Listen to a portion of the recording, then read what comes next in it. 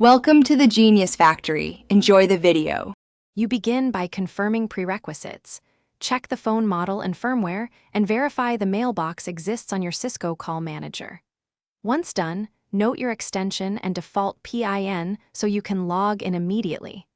Now, press the Messages button on the desk phone to launch the voicemail interface. If you don't see it, use the soft key labeled Messages. This step starts the process, because without an active mailbox and correct credentials, you cannot record greetings or access settings. After you log in, change the default PIN for security. This prevents unauthorized access. Then navigate to Setup, choose Greetings, and pick the active greeting to record.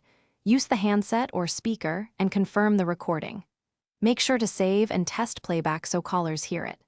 Next, configure delivery options, enable email copies if supported by your system, and set message retention. These steps ensure both a professional caller experience and that messages reach you where you prefer. Finish by testing. Call your extension from another line, leave a message, then retrieve it to confirm audio and notifications work. If you can't access voicemail, make sure the mailbox is provisioned correctly and the phone is on the right voice VLAN with network connectivity. Also check that SIP/secure messaging is enabled if required.